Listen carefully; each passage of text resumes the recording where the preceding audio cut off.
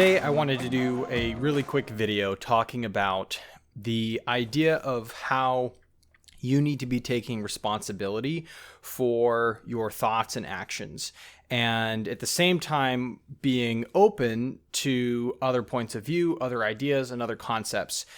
And this probably couldn't be a better environment for having to deal with this struggle than today's world. We are constantly being inundated with information, with accusation, with calls for movement in this area, calls for movement in that area, whether it's climate change, social change, political change, personal change. It's across the board.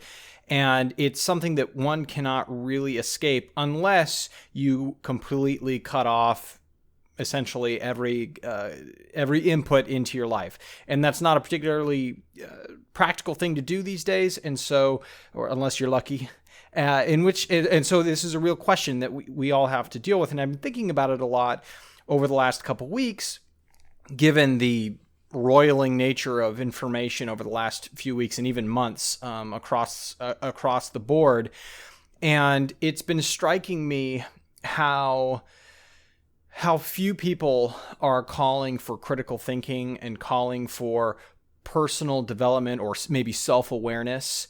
And instead, there are even people who identify themselves as being outside of this party or outside of that party.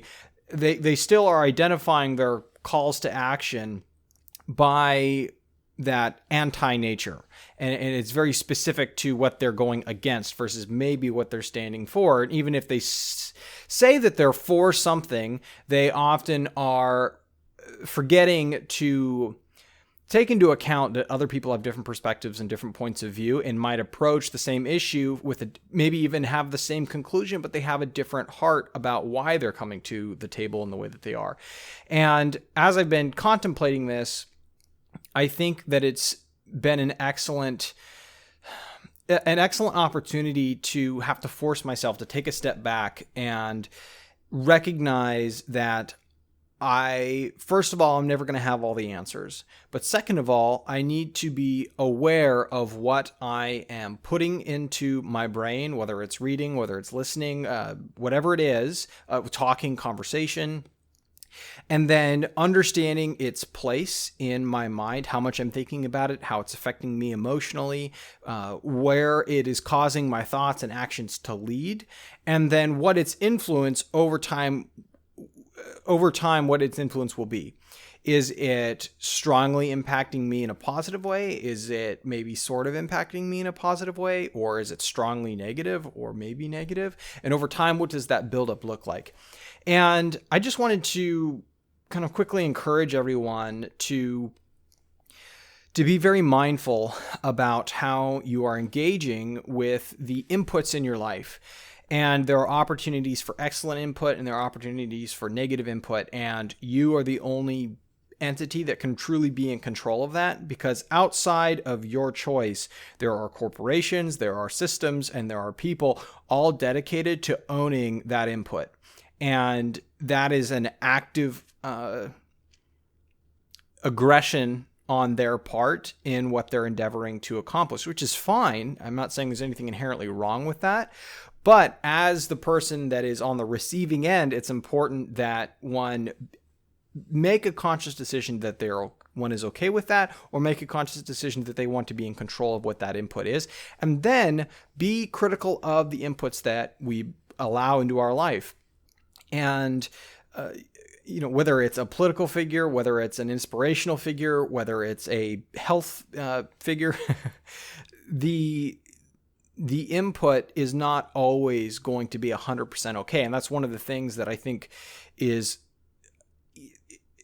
super important to understand and be okay with, is that you're never going to find a single world leader, a single human being on planet Earth that does, says, acts, or thinks everything that you will think is right or inherently wrong. And a great case in point from this past week. And again, this is a thought exercise. So if you disagree with maybe what I'm saying, I totally understand. But as a thought exercise, my opinion, a great case in point, is the movement to take down statues of, say, Robert E. Lee. And Robert E. Lee is probably, given our understanding of history, a romanticized figure to some extent or another. But rather than tear down and kind of make this carte blanche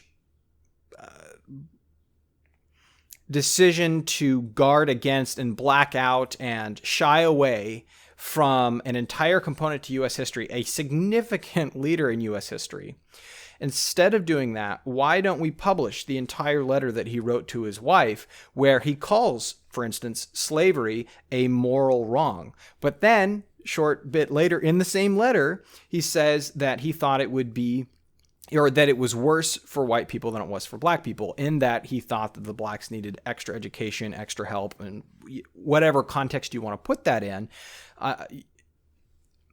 The fact is that he had a very complicated and different point of view than just, I want to own slaves, I'm willing to go to war for it, end of thought.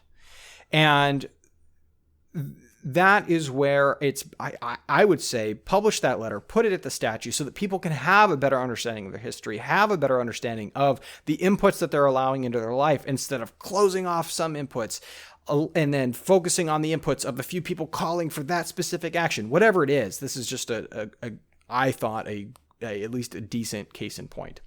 So that's kind of what I've been thinking about recently, and I wanted to leave you with that thought, which is, be mindful of those inputs and then be critical of those inputs, and then understanding how those inputs are affecting you. And keep in mind that there is no one that is 100% right, including myself, in what they say, what they think, how they approach how they think and what they think. And that is something that should be engaged with, not engage with substantively, and not just cast into one bucket or another. I understand that makes things easy. I understand that drawing lines in the sand makes things more helpful for when you want to feel like you're making a specific or direct impact. But the fact is, humans are complicated, thoughts are complicated, and there is background and substance to different thought ideas, and that should be grappled with and understood, and only you can control that grappling, and only you can engage with it. And it has to be a conscious choice, because if it's not, then it'll be an automatic default to the people that are actively pursuing it, the institutions and systems and companies, etc., that are actively engaging and pursuing it. So that's what my thought is. Take care. I'll catch you next time.